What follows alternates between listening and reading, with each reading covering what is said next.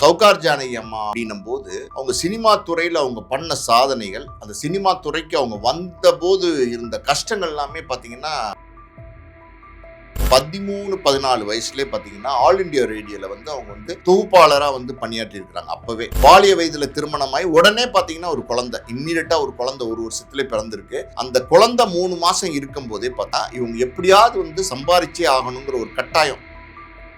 அதே மாதிரி 4 முதல்வர்களோட சௌகார் ஜானகி அம்மா இணைந்து பணியாற்றிருக்கிறார். ஒன்று கலைஞர் அவர்கள், இன்னொரு எம்ஜிஆர் அவர்கள், ஜெயலலிதா அம்மையார் அவர்கள், அதுக்கப்புறம் பார்த்தீங்கன்னா என்டி ராமாராவ். முதல் படமே என்டி ராமாராவோட தான் அமைஞ்சிச்சு. ஸோ 4 முதல்வர்களோடு சேர்ந்து பணியாற்றிருக்கிறாங்க. அது இல்லாமல் பார்த்தீங்கன்னா 2022 மத்திய அரசின் உயரிய விருது பத்மஸ்ரீ விருது அவங்களுக்கு கொடுத்துருக்குறாங்க. எந்த கேரக்டர் கொடுத்தாலும் நடிக்கிறது அப்படிங்கிறது எல்லாராலையும் முடியாது. அந்த மாதிரி பார்த்தீங்கன்னா நீங்க எந்த கேரக்டர் போய் சௌகார் மாட்ட சொன்னாலும் அந்த கேரக்டர் எந்த கேரக்டரா இருந்தாலும் சௌகார் அம்மா நான் பண்றேன் அப்படின்னு உடனே ஓகே பண்ணி அந்த படத்தை பண்ணி கொடுப்பாங்க. சொன்ன தேதிக்கு போறது, சொன்ன டயத்துக்கு போறது, சொன்ன மாதிரி டப்பிங் பேசி கொடுக்கறது, ஒரு பஞ்சுவாலிட்டி. சார் வணக்கம். சார் வணக்கம். தமிழ் சினிமாவில் ஒரு பேரிழப்புன்னு சொல்லக்கூடிய ஒரு விஷயம் நடந்திருக்கு. சௌகார் ஜானகி அம்மா அவங்களோட மறைவு எப்படி ஏற்பட்டிருக்கு, அவங்கள பற்றி மலரும் நினைவுகளை பற்றி பேசலாம். சௌகார் ஜானகி அம்மா பார்த்தீங்கன்னா ஒரு பெரிய லெஜண்ட். கிட்டத்தட்ட பார்த்தீங்கன்னா 7 தலைமுறையாக சினிமாவில் நடிச்சிட்டு இருக்கிறாங்க. 15 வயசுலேயே சினிமாவில் நடிக்க வந்தவங்க இன்னைக்கு 94 வயசில் காலமாயிருக்காங்க. காவேரி ஹாஸ்பிட்டல் இங்கே ஆழ்வார்பேட்டில் இருக்குல்ல, அங்கே தான் உயிர் பிரிஞ்சிருக்கு. இன்றைக்கி 2 மணி மதியம் தான் சுமார் உயிர் பிரிஞ்சிருக்கு. 2 நாள் முன்னாடி வரைக்கும் நல்லா இருந்திருக்காங்க, ரொம்ப ஆக்டிவாக இருந்திருக்காங்க, எல்லாத்துலேயும் பேசி நல்லா தான் இருந்திருக்காங்க. திடீர்னு பார்த்தீங்கன்னா ஒரு மூச்சு திணறல் மாதிரி வந்திருக்கு. சரி, உடனே ஹாஸ்பிட்டலில் கொண்டு போய் அட்மிட் பண்ணியிருக்காங்க. 2 நாளாகவே பார்த்தீங்கன்னா கொஞ்சம் நினைவு இல்லாமல் தான் சௌகார் ஜானகி அம்மா இருந்திருக்கிறாங்க. இன்றைக்கி மத்தியானம் பார்த்தீங்கன்னா இறந்து போயிட்டாங்க. உயிர் பிரிவு மரணம் அது தவிர்க்கவே முடியாது. யாராக இருந்தாலும் சரி, எவ்வளோ பெரிய கலைஞராக இருந்தாலும், எவ்வளோ பெரிய செல்வந்தராக இருந்தாலும் இந்த மரணத்தை தவிர்க்க முடியாது. ஆனால் சௌகார் ஜானகி அம்மா அப்படின்னும் போது அவங்க சினிமா துறையில் அவங்க பண்ண சாதனைகள், அந்த சினிமா துறைக்கு அவங்க வந்த போது இருந்த கஷ்டங்கள் எல்லாமே பார்த்தீங்கன்னா ரொம்ப ரொம்ப கஷ்டப்பட்டு தான் சினிமா துறைக்கு வந்தாங்க. ராஜமுந்திரியில் பார்த்தீங்கன்னா 1931 வருஷம் பிறந்திருக்கிறாங்க. அதுக்கப்புறம் கஷ்டமான குடும்பம் தான் அவங்க குடும்பம். பார்த்தீங்கன்னா ஒரு வறுமையான குடும்பமாக தான் இருந்திருக்கு. ரொம்ப கஷ்டப்பட்டு தான் இருந்திருக்கிறாங்க. அப்போ 13-14 வயசுலேயே பார்த்தீங்கன்னா ஆல் இண்டியா ரேடியோவில் அவங்க தொகுப்பாளராக பணியாற்றி இருக்கிறாங்க. அப்போவே ஸ்கூல் தான் படிச்சிருக்காங்க. ஆனால் பார்த்தீங்கன்னா ஆங்கிலம் நுனி நாக்கில் பேசுவாங்க. அதாவது மேன் ஆஃப் பிரின்சிபல் சொல்லுவாங்கள்ல, ரொம்ப ஸ்ட்ரிக்டாக இருப்பாங்க, ரொம்ப கட்டுப்பாடாக இருப்பாங்க, ரொம்ப டீசெண்டாக இருப்பாங்க. ட்ரெஸ்ஸிங் எல்லாம் பார்த்தீங்கன்னா ரொம்ப மாடர்னாக வெஸ்டர்னைஸ்டாக சொல்லுவாங்கள்ல, அந்த மாதிரி வெஸ்டர்னைஸ்டு ட்ரெஸ்ஸிங் பண்ணிக்கணும்னு ஆசைப்படுவாங்க. 1950லேயே அவங்க நடிக்க வந்துட்டாங்க. ஆல் இண்டியா ரேடியோவில் தொகுப்பாளராக இருந்ததுக்கப்புறம் சில பத்திரிகையில எல்லாம் பார்த்தீங்கன்னா அவங்க பார்த்தீங்கன்னா சின்ன சின்ன கவிதைகள், சிறுகதைகள்லாம் எழுதியிருக்காங்க. எழுத்து பத்திரிகைன்னு சொல்லுவாங்க, கையிலே எழுதுவாங்க அந்த பத்திரிகைகள். அதில் எல்லாம் எழுதியிருக்கிறாங்க. சினிமா ஆர்வம், அப்புறம் இந்த கலை ஆர்வம் அவங்களுக்கு இருந்திருக்கு, ஆரம்பத்துலேருந்தே இருந்திருக்கு. அதுக்கு இன்னொரு காரணமும் இருந்திருக்கு. அதாவது சௌகார் ஜானகியோடைய சகோதரி, உடன் பிறந்த சகோதரி கிருஷ்ணகுமாரி. அவங்க பார்த்தீங்கன்னா தெலுங்குல ஒரு பெரிய பாப்புலரான ஸ்டார். ஆக்சுவலி பார்த்தீங்கன்னா கிருஷ்ணகுமாரி ரொம்ப பாப்புலரான ஸ்டார். தமிழ் ரசிகர்களுக்கு கிருஷ்ணகுமாரியை தெரியாது, தெலுங்கு ரசிகர்களுக்கு தெரியும். அவங்க வாய்ப்பு ஆரம்பத்தில் கேட்டு நிறைய இடங்களுக்கு முயற்சி பண்ணுறாங்க. ஆடிஷன்னா இப்போ தான் ஆடிஷன் சொல்கிறாங்க. அப்போல்லாம் பார்த்தீங்கன்னா நேராக போய் வாய்ப்பு கேட்கணும், ஃபோட்டோ கொடுக்கணும். ஃபோட்டோ பின்னாடி ஃபோன் நம்பர்லாம் எழுத முடியாது. அப்போல்லாம் ஃபோன் வச்சுக்கிற வசதிலாம் எல்லா வீட்லேயும் இருக்காது. அட்ரஸ் தான் குறித்து கொடுத்துட்டு வருவாங்க. அந்த ஒரு வேலை செலக்ட் ஆகி ஃபோட்டோ நல்லா இருந்தால் அந்த கம்பெனியோட மேனேஜர் யாரோ நேராக பார்த்து தான் புக் பண்ணுவாங்க. இப்படி தான் நடக்கும். அப்படி வாய்ப்பு தேடி போனாங்க. அதாவது 15 வயசுலேயே பார்த்தீங்கன்னா சௌகார் ஜானகி அம்மாவுக்கு திருமணம் ஆயிடுச்சு. இளம் வயதுலேயே திருமணம் ஆயிடுச்சு. பாலிய வயதில் திருமணமாகி உடனே பார்த்தீங்கன்னா ஒரு குழந்தை, இம்மீடியட்டாக ஒரு குழந்தை 1 வருஷத்துலேயே பிறந்திருக்கு. அந்த குழந்தை 3 மாதம் இருக்கும் போதே பார்த்தீங்கன்னா இவங்க எப்படியாவது சம்பாரிச்சே ஆகணுங்கிற ஒரு கட்டாயம். காரணம் குடும்ப கஷ்டம், வறுமை, இதெல்லாம் அவங்களுக்கு பெருசாக ஒரு சுமையாக இருந்ததுனால குழந்தைய தாய்ப்பால் கொடுக்குற அந்த காலகட்டத்தில் தான் குழந்தை இருந்திருக்கு. யார்ட்டையும் விட்டுட்டு போக முடியாதுங்கிறதுனால கையில் குழந்தைய தூக்கிட்டே பார்த்தீங்கன்னா பஸ் ஏறி எல்லா பக்கமும் போய் ஒவ்வொரு சினிமா கம்பெனியாக தட்டி வாய்ப்பு கேட்டுகிட்டே இருந்திருக்கிறாங்க. ஆனால் வாய்ப்புங்கிறது அவ்வளோ சீக்கிரமாக கிடைக்கல. நிறைய கஷ்டங்கள். அந்த குழந்தைய கையில் வச்சுக்கிட்டு வாய்ப்பு தேடும் போது பார்த்தீங்கன்னா எனக்கு அங்கே போகிற இடத்துல பார்த்தீங்கன்னா எனக்கு ஆட தெரியும், பாட தெரியும், நல்லா நடிப்பேன் எல்லாம் சொல்லி நடித்து காமிக்கிறது, ஃபோட்டோஸ் கொடுக்குறது எல்லாமே இருந்தால் கூட வாய்ப்புங்கிறது சௌகார் ஜானகி அம்மாவுக்கு உடனே கிடைக்கல. 15 வயசுலேருந்து வாய்ப்பு தேட ஆரம்பிச்சவங்க கிட்டத்தட்ட ஒரு 18 வயசு இருக்கும்போது தான் வந்து பார்த்தீங்கன்னா சௌகார் ஜானகி அம்மாவுக்கு முதல் பட வாய்ப்பு வந்திருக்கு. அந்த வாய்ப்பு வந்து தெலுங்கு பட வாய்ப்பு. அந்த முதல் பட வாய்ப்பே சௌகார் ஜானகி அம்மாவுக்கு வந்து கதாநாயகி வாய்ப்பாக அமைஞ்சிருக்கு. ஃபர்ஸ்ட் படத்திலே வந்து ஹீரோயின் சான்ஸ் வந்து கிடைச்சிருக்கு.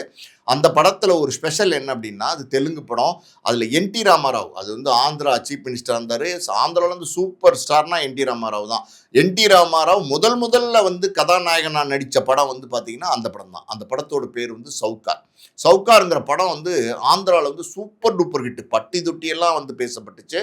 பாட்டெல்லாம் பார்த்தீங்கன்னா பயங்கரமாக இருக்கும். எல்லா பாட்டுகளும் ஹிட். அந்த காலத்து படம், அந்த காலத்து பிளாக் அண்ட் ஒயிட் படம், அன்னைக்கு இருந்த ஆடியன்ஸ்க்கு ஏற்ற மாதிரி சூப்பராக இருக்கும். அந்த படத்தில் சௌகார் அம்மா நடித்து ஆந்திராவில் பார்த்தீங்கன்னா பெரிய பேர் புகழாயிருச்சு. அந்த படத்தில் நடித்ததுனால என்னாச்சுன்னா சௌகாருங்கிற பேர் வந்து அவங்களுக்கு சேர்ந்துருச்சு. அவங்களோட உண்மையான பேர் பார்த்தீங்கன்னா சங்கர மஞ்சி ஜானகி தான் அவங்களோட உண்மையான பேர். ஆனால் இந்த படத்துலேருந்து பார்த்தீங்கன்னா சௌகார் ஜானகி அப்படின்னு வந்து எல்லாருமே கூப்பிட ஆரம்பிச்சிட்டாங்க. அந்த பேர், அந்த முதல் படத்தில் வந்த பேர் கடைசியில் இன்னைக்கு இறந்து போகிற வரைக்கும் பார்த்தீங்கன்னா சௌகார் ஜானகி அம்மா தான் அப்படின்னு சொன்னால் தான் எல்லாத்துக்கும் தெரியும். சௌகார்னு மட்டும் சொன்னாலும் தெரியாது, ஜானகின்னு மட்டும் சொன்னாலும் தெரியாது. அந்த சௌகார் ஜானகிங்கிறது வந்து அவங்களுக்கு முதல் படத்தில் கிடைச்ச அந்த அடையாளம், அது பார்த்தீங்கன்னா இன்னைக்கு வரைக்கும் அவங்களுக்கு நிலைச்சிருக்கு. அது கிட்டத்தட்ட ஒரு 7 தலைமுறையாக நடிச்சிட்டு இருக்காங்க. ஒரு 70 வருஷமாக ஒருத்தவங்க சினிமா துறையில் நடிச்சிட்டு இருக்காங்கன்னா அது மிகப்பெரிய சாதனை. அந்த சாதனையை வந்து பார்த்தீங்கன்னா சாதாரணமாக அவங்க வந்து செஞ்சிடல. அது ஏகப்பட்ட கஷ்டங்கள் ஆரம்பத்தில் இருந்தாலும் அந்த முதல் படம் வெற்றி அவங்களுக்கு பெரிய பேரையும் புகழும் தேடி கொடுத்துச்சு. அதுக்கப்புறம் தமிழ்லையுமே பார்த்தீங்கன்னா அவங்க வந்து வளையாபதினு ஒரு படம், அது மாடர்ன் தியேட்டர்ஸ் வந்து தயாரித்தாங்க. அந்த படத்தில் வந்து தமிழில் அவங்க அறிமுகமாகறாங்க. அப்புறம் தமிழ், தெலுங்கு, மலையாளம், கன்னடம், ஹிந்தி 5 லாங்குவேஜில் வந்து சௌகார் ஜானகி அம்மா இது வரைக்கும் பார்த்தீங்கன்னா 400 படங்கள்ல நடிச்சிருக்காங்க. அது இல்லாமல் பார்த்தீங்கன்னா 3000 மேடை நாடகங்களில் வந்து சௌகார் ஜானகி அம்மா நடிச்சிருக்காங்க. இதெல்லாம் வந்து ஒரு பெரிய சாதனை. 3000 நாடகங்களில் நடிக்கிறதெல்லாம் சாதாரணப்பட்ட விஷயம் கிடையாது. அதெல்லாம் ஒரு சாதனை தான். அது வந்து அதெல்லாம் வந்து அவங்களுக்கு சாத்தியமாக இருந்திருக்கு. அதுக்கு காரணம் அவங்க சினிமாவை நேசித்தது. சினிமா அவங்க வந்து உண்மையாகவே வந்து பார்த்தீங்கன்னா சினிமாவை தவிர அவங்களுக்கு சௌகார் ஜானகி அம்மாவுக்கு எதுவுமே தெரியாது. எப்போவுமே எப்படின்னா செட்டில் வந்து நடிக்கிறாங்கல்ல, அப்போ சௌகார் ஜானகி அம்மாவுடைய ஸ்பாட்டில் வந்து நடிக்கிறாங்க அப்படின்னா அவங்க ரொம்ப ஸ்ட்ரிக்டாக இருப்பாங்க. யாராவது சௌகார் ஜானகி அம்மாட்ட பேசுகிறதுக்கே பயப்படுவாங்க. அந்தளவுக்கு வந்து பார்த்திங்கன்னா அவர் ரொம்ப தன்னம்பிக்கையோட, ரொம்ப தைரியத்தோட, தனியாக ஒரு பெண்மணி துணிஞ்சு வந்து இந்த சினிமா துறையில் போராடி இந்த வெற்றியை வந்து அவங்க அடைஞ்சிருக்கிறாங்க. அன்னைக்கெல்லாம் இருக்கிற நடிகர்கள்லாம் பார்த்தீங்கன்னா சௌகார் ஜானகி அம்மாட்ட ஆங்கிலம் பேசுவாங்கன்றதுக்காண்டி பல பேர் வந்து பக்கத்தில் போய் பேச மாட்டாங்க. அதே மாதிரி 4 முதல்வர்களோட வந்து சௌகார் ஜானகி அம்மா வந்து இணைந்து பணியாற்றியிருக்கிறார்கள். ஒன்று வந்து கலைஞர் அவர்கள், இன்னொரு எம்ஜிஆர் அவர்கள், ஜெயலலிதா அம்மையார் அவர்கள், அதுக்கப்புறம் பார்த்தீங்கன்னா என்டி ராமாராவ். முதல் படமே என்டி ராமாராவோட தான் அமைஞ்சிச்சு. ஸோ 4 முதல்வர்களோடு சேர்ந்து பணியாற்றியிருக்கிறாங்க. அது இல்லாமல் பார்த்தீங்கன்னா 2022 மத்திய அரசின் உயரிய விருது பத்மஸ்ரீ விருது வந்து அவங்களுக்கு கொடுத்துருக்குறாங்க. ஸ்டேட்டில் வந்து பார்த்தீங்கன்னா கலைமாமணி விருதுலேருந்து இன்னும் ஏகப்பட்ட விருது, வாழ்நாள் சாதனையாளர் விருதுலேருந்து பல விருதுகளை வந்து சௌகார் ஜானகி அம்மா வந்து வாங்கியிருக்காங்க. சௌகார் ஜானகி அம்மா அப்படின்னு சொன்னால் அது வந்து சில படங்களை சொன்னால் ஆடியன்ஸ்க்கு வந்து அன்னைக்கு வந்து இருந்த ஆடியன்ஸ் குறிப்பாக பார்த்தீங்கன்னா 60களில் 70களிலாம் பார்த்தீங்கன்னா சௌகார் ஜானகி போய் படங்கள் பார்க்க போன ஆடியன்ஸ்க்கு தெரியும். ஒரு சில படங்கள் பார்த்தீங்கன்னா இந்த எதிர்நீச்சல்ங்கிற படம் அது பாலச்சந்தரோட படம். அந்த படத்துல எல்லாம் பார்த்தீங்கன்னா அவங்களோட கேரக்டர் ரொம்ப நல்லாயிருக்கும், பிரமாதமாக பண்ணியிருப்பாங்க. அதான் எந்த கேரக்டர் கொடுத்தாலும் பின்னி எடுத்திருப்பாங்க. உயர்ந்த மனிதன் ஒரு சிவாஜி கணேசன் படம். அந்த படத்தில் பார்த்தீங்கன்னா அந்த சிவாஜி கணேசன் வந்து முதல் மனைவின்னு சொல்ல முடியாது, ஒரு பெண்ணோட உறவு கொண்டு அது ஒரு குழந்தை வந்துடும். அந்த அந்த பையன் சிவகுமார், அந்த கேரக்டர் படம் நடிகர் சிவகுமார், முதல் மனைவியோட பையன் சிவகுமார்னு தெரிஞ்சதுக்கப்புறம் சௌகார் ஜானகி அம்மா வந்து சிவாஜி கணேசனுக்கு போட்டு ஒரு பர்ஃபார்மன்ஸ் பண்ணியிருப்பாங்க. நீங்கள் வந்து அந்த உயர்ந்த மனிதன் படம் பார்த்தீங்கன்னா அப்படி ஒரு பர்ஃபார்மன்ஸ், எக்ஸலண்ட்டான ஒரு பர்ஃபார்மன்ஸ் பண்ணியிருப்பாங்க. நிறைய படங்கள் நீங்கள் சௌகார் ஜானகி அம்மா அவருடைய நடிப்புன்னு சொல்லணும் அப்படின்னா நல்ல குணச்சித்திர வேடங்கள், அது மாதிரி பார்த்தீங்கன்னா ஒரு சகோதரியா, ஒரு அம்மாவா, ஒரு அக்காவா, ஒரு காதலியா, நல்ல கேரக்டர்ஸ், டீசன்ட் கேரக்டர்ஸ் சொல்லுவாங்கள்ல, சேலை கட்டி தான் வந்து நடிப்பாங்க எப்போவுமே. அந்த மாதிரி கேரக்டர்ஸ் நடிக்கிற போது சௌகார் ஜானகி அம்மா பார்த்தீங்கன்னா புதிய பறவை அப்படிங்கிற ஒரு படம், சிவாஜி கணேசன் அப்புறம் வந்து நம்ம சரோஜா தேவி 2 பேர் நடிச்சிருந்தாங்க. அதில் வந்து கிட்டத்தட்ட ஒரு வில்லி மாதிரி ஒரு கதாபாத்திரம், அதில் வந்து சௌகார் ஜானகி அம்மா வந்து நடிச்சிருந்தாங்க.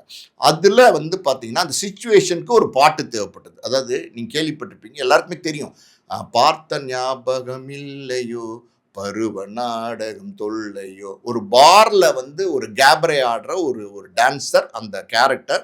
அதுக்கு வந்து சௌகார் ஜானகி அம்மா வந்து இந்த பாட்டை பாடி டான்ஸ் ஆடணும். சௌகார் ஜானகி அம்மா வந்து அந்த டைரக்டர்ட்ட ஒரு ரிக்வெஸ்ட் வச்சிருக்காங்க. சார் நான் வந்து பொதுவா வந்து பார்த்தீங்கன்னா, இந்த பார் சிச்சுவேஷன்லாம் வரும்போது, அந்த காலத்து படங்கள்லாம் நீங்க பார்த்துருந்தீங்கன்னா உங்களுக்கு தெரியும். ஒரு மாரி ஸ்லீவ்லெஸ்ஸு, லைட்டா ஒரு ஸ்கர்ட்டு, மினி ஸ்கர்ட் அதெல்லாம் போட்டு நடிப்பாங்க. சௌகார் ஜானகி அம்மா வந்து டைரக்டர் சொல்லியிருக்காங்க, சார் நான் நெறைய கேரக்டர் ரோல் வந்து அக்கா இந்த மாரி நடிச்சிட்டு இருக்கிறேன். அப்படி இருக்கும்போது இது வந்து ரொம்ப கிளாமரா இந்த உடை இருந்துச்சுன்னா கஷ்டமா இருக்கும் அப்படின்னும்போது, டைரக்டர் சொல்லியிருக்காரு, "ஒண்ணும் இல்லம்மா, நான் உங்களுக்கு ஒரு அழகான கிளாமரா லுக் இருக்கிற மாரி ஒரு சாரி குடுக்குறேன்" அப்படின்னு சொல்லிட்டு, பிளாக் கலர்ல ஒரு சாரி குடுத்துருப்பாரு. ஒரு கேப்ரே டான்ஸ் மாரி ஒரு டான்ஸு, ஒரு பார்ல பண்ண வேண்டிய பெர்ஃபார்மன்ஸு, அத வந்து சௌகார் ஜானகி அம்மா வந்து பார்த்தீங்கன்னா, அவங்களுடைய சாரியில பண்ணியிருப்பாங்க. எவ்வளோ எக்ஸலண்ட்டா இருக்கும். அந்த பாட்டெல்லாம் வந்து இன்னைக்கும் போய் பார்த்தா, அது மறக்கவே முடியாது. சௌகார் ஜானகி அம்மாவுடைய பாட்டுலயே பெஸ்ட் பாட்டு அந்த பாட்டு. அந்த பாட்டு வந்து யாராலயுமே வந்து மறந்து கடந்து போ முடியாது. அப்படிப்பட்ட பாட்டு. இன்னொரு படம் பார்த்தீங்கன்னா, மாலையிட்ட மங்கை அப்படின்னு ஒரு படம். அதில பத்தி அந்த படத்தில பார்த்தீங்கன்னா, மாலை நேரத்து மயக்கத்திலே அந்த பாட்டு வந்து சௌகார் ஜானகி அம்மா பாடி நடிச்சிருப்பாங்க. அந்த பாட்டும் பார்த்தீங்கன்னா, ஒரு எவர்கிரீன் சாங். நெறைய நல்ல நல்ல படங்கள்ல நடிச்சிருக்கிறாங்க. தில்லு முல்லுன்னு ஒரு படம். அந்த படத்தில பார்த்தீங்கன்னா, நெறைய குணச்சித்திர வேடங்கள், க க கதாநாயகி வேடத்தில நடிச்சவங்க. பின்னாடி பிற்காலத்தில ரஜினி ஹீரோவா நடிக்கும்போது, இந்த தில்லு முல்லுங்கிற படம், அது வந்து ஆல்ரெடி ஹிந்தியில கோல்மால்னு வந்துச்சு. அந்த படத்த ரீமேக்கா வாங்கி பண்ணாங்க. கவிதாலயா தான் பண்ணாங்க. அந்த படத்தில பார்த்தீங்கன்னா, சௌகார் ஜானகி அம்மாவுக்கு ஒரு கேரக்டர் தான். ரஜினிக்கும் ஒரு கேரக்டர் தான். ஆனா, ரஜினியும் வந்து பார்த்தீங்கன்னா, டபுள் ஆக்ஷன் மாரி நடிப்பார் அந்த படத்தில. தில்லு முல்லு மாரி அந்த கதை. அதே மாரி சௌகார் ஜானகி அம்மா வந்து பார்த்தீங்கன்னா, அந்த ஒரு கேரக்டர் பண்ணியிருப்பாங்க பாருங்க. 2 வேடம் பண்ணியிருப்பாங்க. உண்மையாலுமே அவ்வளவு ஹியூமரா, அவ்வளவு எக்ஸலென்ட்டா பண்ணியிருப்பாங்க. அவ்வளோ டைமிங் தான். ஒரு காமெடி படம் அப்படின்னா டைமிங் ரொம்ப முக்கியம். ஒரு கேரக்டர் ஆர்டிஸ்ட், ஒரு கதாநாயகியெல்லாம் நடிச்சவங்க, இந்த காமெடி படத்துல வந்து ஸ்கோர் பண்ணியிருந்தாங்க. அதெல்லாம் நீங்க வாழ்நாள்லயே வந்து பார்த்தீங்கன்னா, தில்லு முல்லு மாரி ஒரு கேரக்டர் சௌகார் ஜானகி அம்மாக்கு அமையவே முடியாது. நெறைய நல்ல நல்ல படங்கள் நடிச்சாங்க. குறிப்பா பாலச்சந்தர், பாலச்சந்தர் வந்து பார்த்தீங்கன்னா, சௌகார் ஜானகி அம்மாவுடைய ஒரு டேலண்ட் தெரிஞ்சுக்கிட்டு நெறைய படங்கள்ல யூஸ் பண்ணார். இரு கோடுகள்னு ஒரு படம். அப்புறம் பாமா விஜயன்னு ஒரு படம். பாமா விஜயத்துல எல்லாம் பார்த்தீங்கன்னா, இந்த வரவு எட்டனா, செலவு பத்தனான்னு ஒரு சாங் இருக்கும். அது சூப்பர் ஹிட் சாங். அந்த சாங்ல சௌகார் ஜானகி பாட மாட்டாங்க. அந்த சாங்ல சௌகார் ஜானகி இருப்பாங்க. இதெல்லாம் வந்து சௌகார் ஜானகி அப்படின்னா இந்த இந்த படங்களை எல்லாம் நம்ம சொல்லலாம். இது இல்லாம வந்து பார்த்தீங்கன்னா, பாலும் பழமும் நடிச்சிருக்கிறாங்க. நெறைய படங்கள் பார்த்தாலே பரிசு தீரும். நல்ல நல்ல படங்கள் ஏகப்பட்ட படங்கள் 300, 400 400 படங்கள் நடிச்சிருக்காங்கன்னா, அப்ப எத்தன படங்கள்? எண்ணில் அடங்காத படங்கள் நடிச்சிருக்கிறாங்க. 5 லாங்குவேஜ்ல நடிச்சிருக்கிறாங்க. அதான் சொல்றேன்ல. அவங்க சௌகார் ஜானகி அம்மான்னு சொன்னாலே எல்லாரும் எப்படின்னா, அவங்களுடைய திறமை வந்து அது வந்து சினிமால வந்து அது நின்னு பேசுற அளவுக்கு வந்து நடிச்சாங்க. கடைசியா சௌகார் ஜானகி அம்மா நடிச்ச படம் 2020ல சந்தானம் நடிச்ச பிஸ்கோத்துங்கிற படத்துல சௌகார் ஜானகி அம்மா நடிச்சாங்க. அதுக்கப்புறம் ஒரு 6 வருஷமா பார்த்தீங்கன்னா, சின்ன சின்ன உடல் உபதைகள் வந்து சௌகார் ஜானகி அம்மாக்கு இருந்துச்சு. அதனால என்ன பண்ணாங்கன்னா, அவங்க வந்து பெங்களூர்ல போய் செட்டில் ஆயிட்டாங்க. அவங்க வந்து ஆக்சுவலி பார்த்தீங்கன்னா, ராஜமுந்திரியில பிறந்திருக்காங்கன்னோன தெலுங்கு பேசுறவங்கன்னு நெனைப்பாங்க. அவங்க தெலுங்கு பேசுறவங்க இல்ல. அவங்க கன்னடம் பேசுறவங்க. அவங்க வந்து பார்த்தீங்கன்னா, பெங்களூர்ல போய் ஒயிட் ஃபீல்ட்ஸ்ன்னு ஒரு இடத்துல வந்து தங்கி சொந்தமா ஒரு பில்டிங், ஒரு பெரிய தனி வீடு வாங்கி, அந்த வீடு வந்து பார்த்தீங்கன்னா, அவ்வளவு அருமையா டெக்கரேட் பண்ணி தோட்டம்லாம் வச்சு தனியா வாழ்ந்திருக்காங்க. அதாவது ஒரு வேலையாள் காலையில வந்து வேலை பார்த்துட்டு போவாங்க, சமைச்சு குடுப்பாங்க, எல்லாம் பண்ணுவாங்க. ஆனா அந்த வீட்ல அவ்வளோ பெரிய பங்களால தனியா வந்து சௌகார் ஜானகி அம்மா வாழ்ந்திருக்கிறாங்க. ஸோ ஒய்ஜி மகேந்திரன், அப்புறம் எஸ்.வி. சேகர்லாம் நெறைய நாடகங்கள் போடுவாங்க. தமிழ்நாட்டுல மட்டும் இல்ல, வேற வேற ஸ்டேட்ல எல்லாம் போய் போடுவாங்க. அப்படி பெங்களூர்ல நாடகம் போடும்போது, சௌகார் அம்மா வந்தா நல்லாருக்கும். ஒரு ஸ்டேஜுக்கு மேல எப்படின்னா, எல்லாருமே சௌகார் அம்மான்னு கூப்பிட ஆரம்பிச்சுட்டாங்க. மரியாதை. சௌகார் ஜானகி அப்படிங்கிறத ஸ்டாப் பண்ணிட்டு, சௌகார் அம்மா அப்படின்னு வந்து மரியாதை குடுத்து கூப்பிட ஆரம்பிச்சுட்டாங்க. இந்த யங்கர் ஜெனரேஷன் நடிகர்கள் எல்லாம். அப்ப நேரா போய், அம்மா இந்த மாரி ஒரு நாடகம் இருக்கு அப்படின்னு சொன்னா, அவ டயர்டா இருக்கேன்ப்பா, எனக்கு உடம்பே முடியல, நாடகம் இருக்குங்கிறீங்களே அப்படின்னு சொல்லுவாங்களாம். ஆனா பார்த்தீங்கன்னா, இல்ல நான் வரேன் அப்படின்னு சொல்லிட்டு போய் வந்து இந்த நாடகத்த பார்த்துருக்காங்க. ஒரு தடவ ஒரு பதிவு அது வந்து பார்த்தீங்கன்னா, எஸ்.வி. சேகர் வந்து பதிவு பண்ணியிருக்காரு. ஒரு நாடகம் அவங்க வந்து வர முடியாது, பார்க்குறேன், முடிஞ்சா வரேன்னு சொல்லியிருக்காங்க. ஆனா 30 கிலோமீட்டர் அந்த நாடகம் நடக்கிற இடத்துக்கும், சௌகார் ஜானகி அம்மாவோட வீட்டுக்கும் 30 கிலோமீட்டர் பார்த்தீங்கன்னா, செல்ஃப் டிரைவிங்லேயே வந்து சௌகார் ஜானகி அம்மா வந்து கார டிரைவ் பண்ணி அங்க போய் நாடகத்த வந்து ஒரு ஷோ வந்து அட்டெண்ட் பண்ணியிருக்காங்க. 4 மணி ஷோ மாலை. அதுக்கப்புறம் பார்த்தீங்கன்னா, கிளம்பியிருக்காங்க. 7 மணிக்கு இன்னொரு ஷோ. அப்ப ஒய்ஜி மகேந்திரன் வந்து, "ரொம்ப நன்றிம்மா நீங்க வந்ததுக்கு" அப்படின்னோனே, சரி இரு நான் இன்னொரு நாடகம் என்ன நாடகம் அப்படின்னு கேட்டுருக்காங்க. வேற நாடகம் போடுவாங்க. இன்னொரு பேர் சொல்லியிருக்காரு. சரி நான் அதையும் பார்த்துட்டு போறேன் அப்படின்னு சொல்லி மறுபடியும் உட்காந்து 10 மணி வரைக்கும் அந்த நாடகத்த பார்த்துட்டு அவங்களோடயே சாப்பிட்டு போயிருக்காங்க. இந்த சாப்பாடுன்னு சொல்லும்போது சமையல் வந்து அவ்வளோ அற்புதமாக பிரமாதமாக பண்ணுவாங்களாம். நிறைய அவங்களுடைய சமையல் தனியாக அவங்களுடைய கைப்பக்குவம் ரொம்ப ருசியான சமையல்.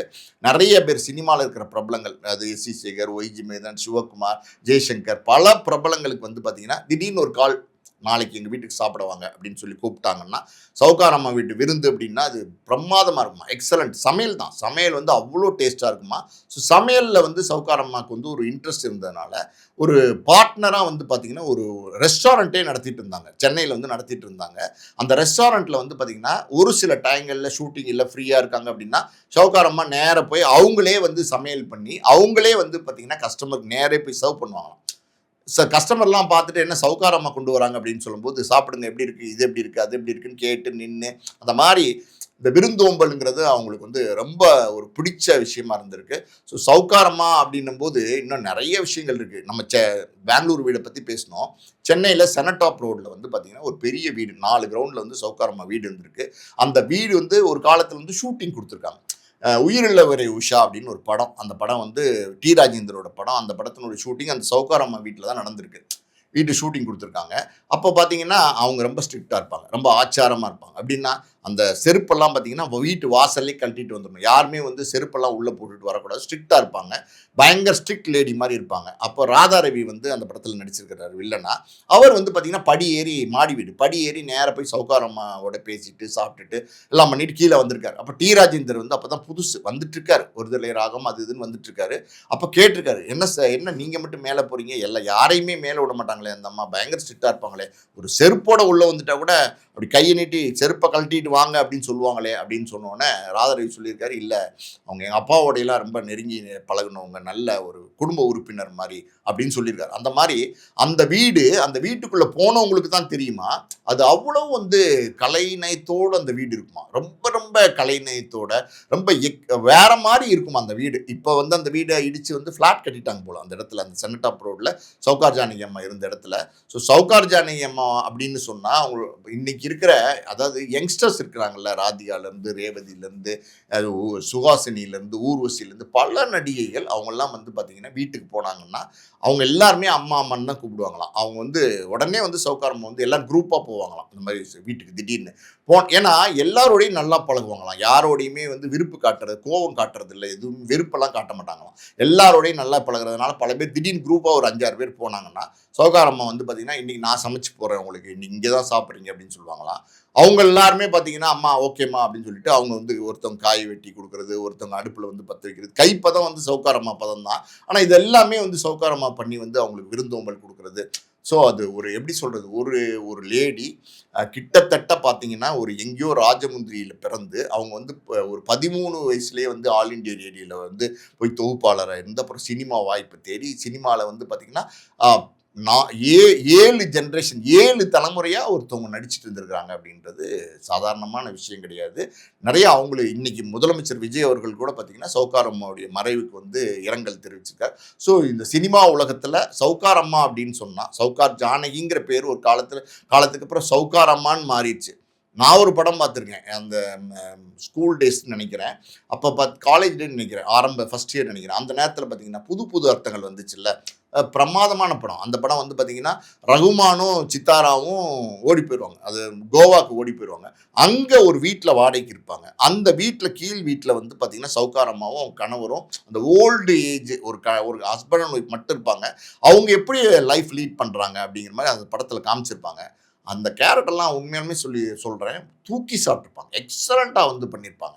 நல்ல பர்ஃபார்மர், எந்த கேரக்டர் கொடுத்தாலும் நடிக்கிறது அப்படிங்கிறது எல்லாராலையும் முடியாது. அந்த மாதிரி வந்து பார்த்தீங்கன்னா நீங்கள் எந்த கேரக்டர் போய் சவுகார் அம்மாட்ட சொன்னாலும் அந்த கேரக்டர் எந்த கேரக்டராக இருந்தாலும் வந்து சவுகார் அம்மா நான் பண்ணுறேன் அப்படின்னு வந்து உடனே ஓகே பண்ணி அந்த படத்தை பண்ணி கொடுப்பாங்க. சொன்ன தேதிக்கு போகிறது, சொன்ன டயத்துக்கு போகிறது, சொன்ன மாதிரி டப்பிங் பேசி கொடுக்குறது, ஒரு பஞ்சுவாலிட்டி, ஒரு ஸ்ட்ரிக்ட், ஒரு டிசிப்ளின். சவுகார் அம்மா ஒரு நடிகை. ஆனால் வந்து பார்த்தீங்கன்னா பல பேர் வந்து எப்படின்னா சினிமா துறையில் என்ன சொல்லுவாங்கன்னா அவங்க வந்து பயங்கரமான ஒரு மிலிட்ரி மாதிரி இருப்பாங்க. அவங்க வந்து ரொம்ப ஸ்ட்ரிக்டாக இருப்பாங்க. உண்மைதான். ஏன்னா வந்து அவங்களுக்கு ரொம்ப டிசிப்ளினாக இருக்கணும். அதே மாதிரி பார்த்தீங்கன்னா அவங்க வந்து பொது வெளியில் வர இடங்கள்லையும் அவ்வளோ நாகரிகமாக நடந்துப்பாங்க. சினிமா துறையில் படப்பிடிப்பு போகிற நேரங்களும் விழாக்கள் போகிற நேரங்கள்லையும் அவ்வளோ நாகரிகமாக நடந்துப்பாங்க. அவங்க இன்னைக்கு வந்து மறைஞ்சிட்டாங்கங்கிறது உண்மையாலுமே வேதனையான விஷயம். அவங்களுடைய கலைத்துறைக்கு வந்து பார்த்திங்கன்னா அவங்க பேத்தி வைஷ்ணவி வந்து நடிக்க வந்தாங்க. வைஷ்ணவி பார்த்தீங்கன்னா கிட்டத்தட்ட சவுகார் அம்மாவுடைய முகம் அப்படியே வைஷ்ணவிட்ட இருக்கும். அது அப்படியே சவுகார் அம்மாவோட இன்னொரு உருவம்னே நம்ம சொல்லலாம். அந்த மாதிரி இருக்கும். அவங்களும் நிறைய படங்களில் கதாநாயகியெல்லாம் நடித்தாங்க, குணச்சித்திர வேடங்கள்லாம் நடித்தாங்க. ஸோ ஒரு முழுமையான ஒரு திருப்தியான வாழ்க்கை வந்து சவுகார் அம்மா வாழ்ந்து இன்னைக்கு மறைஞ்சிருக்காங்க. ஒரு இதெல்லாம் வந்து எப்படின்னா கல்யாண சாவுன்னு சொல்லுவாங்க. அது ஒரு 94 வயசுல வாழ்ந்து, அதுவும் பார்த்தீங்கன்னா ஒரு 2 நாள் தான் உடம்பு முடியாமல் இருந்திருக்காங்க. அது வரைக்கும் பார்த்தீங்கன்னா ரொம்ப ரொம்ப நல்லா இருந்திருக்காங்க. பேசிட்டு இருந்திருக்காங்க, சிரிச்சிட்டு இருந்திருக்காங்க எல்லாம். இந்த மாதிரி ஒரு மரணம் கிடைச்சதுக்கு அவங்க செஞ்ச புண்ணியம் தான் காரணம். Okay sir. அவங்க இழப்புன்றதே சினிமாவுக்கு ஒரு பேரிழப்பு. அவங்க ஆன்மா சாந்தியடைய பிரார்த்திப்போம். நேரம் தந்து பதில் அளித்ததற்கு நன்றி சார். நன்றி.